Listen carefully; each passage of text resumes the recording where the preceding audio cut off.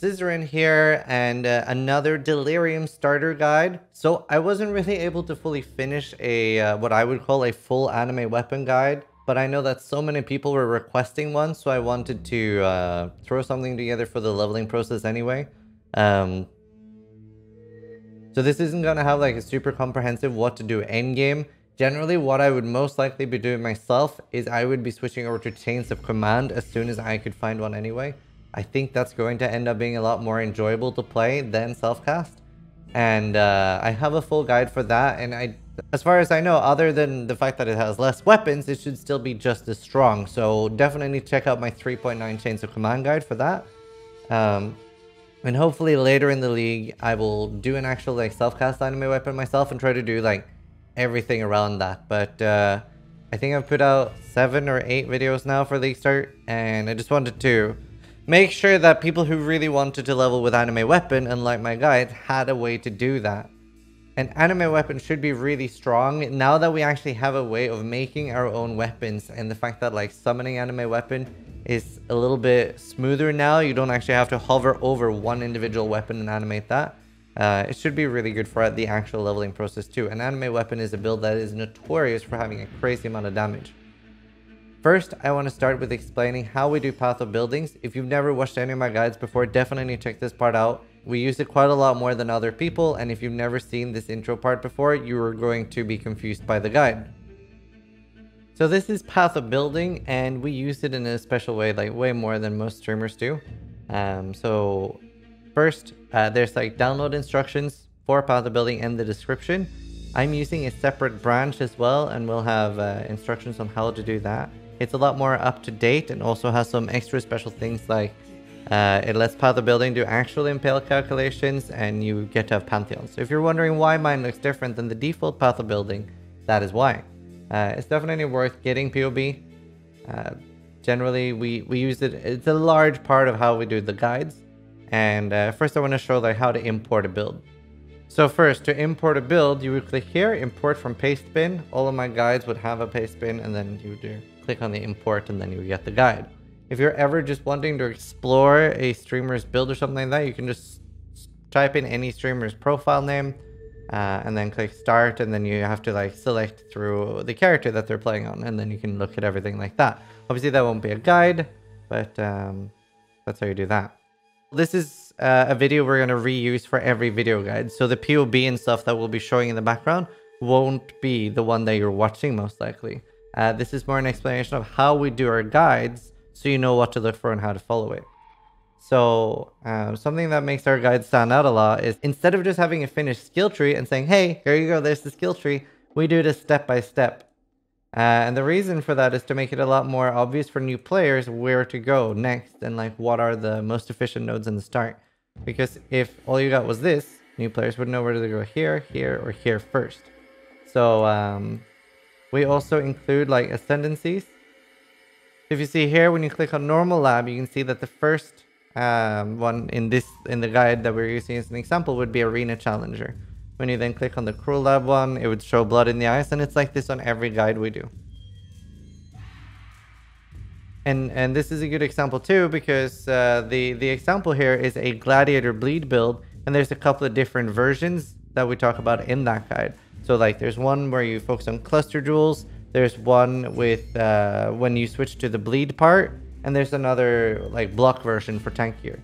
In the skills section, we usually try to make it very, very obvious, like what's for leveling and what you're actually using endgame, and like what your AoE and what your single target is. So here are some examples. You know, you have double strike early on for single target, and then you have frost blades for clearing, and then later you switch to blade storm as your ability. And then generally gems will be linked in order of importance as well. So if you only have, for example, in this case, a 4 link, you would use Impale, Rage, and Close Combat.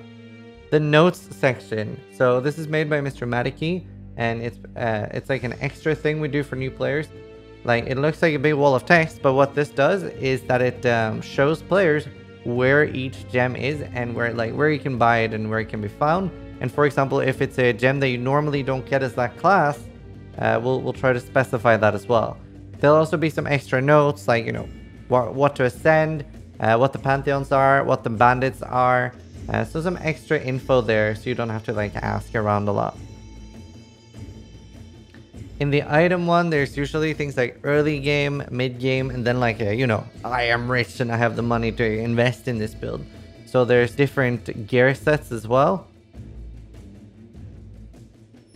And pretty much all the beginner guides are really aimed at being on a super budget. I never try to flash like crazy numbers like 20 million DPS, 30 million DPS. The important part about my guides is that a new player who doesn't know much about Path of Exile can achieve this. And we try to help you get that as much as possible. So normal step by step, and you can see here the Ascendancy stuff. So there's a couple of things you can do here, and there's not necessarily a best option.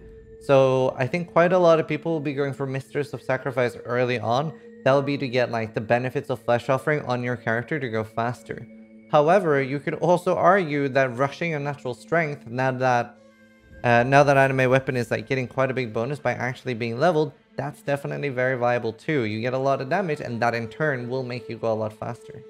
And then finally, Commander of Darkness got a buff in the terms that it gives higher elemental resistances now.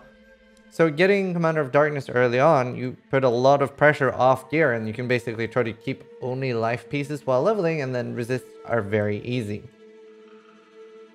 So there's a couple of options there, but normally I would recommend rushing on Natural Strength and then getting Mistress of Sacrifice and Merklab, and in Uberlab I would probably end up with Bone Barrier and ignoring Commander of Darkness. You should be fine resist-wise without it anyway. So as you can see here, we're getting quite a lot of damage on the tree, and you don't need as much duration as a normal Chains of Command build does. You might be fine leaving duration out of it completely. And obviously you do get duration both from Enduring Bond and also from your Ascendancy, so it's quite a lot already. And the Bandits for this build, as usual, taking Illyria on a League Start build is definitely a great choice. It will cost you 20 regrets later, because you would need to sell 20 regrets and an Onyx Amulet to the vendor in Act 2. Definitely worth it early on, puts a lot less pressure on you for gearing, and then you can respec that later.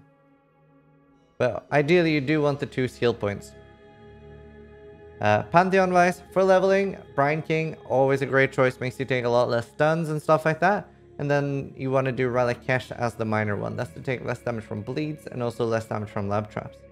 Late game, as per usual, Shikari for the poison immunity and Solaris to get hit less and for less damage by stuns.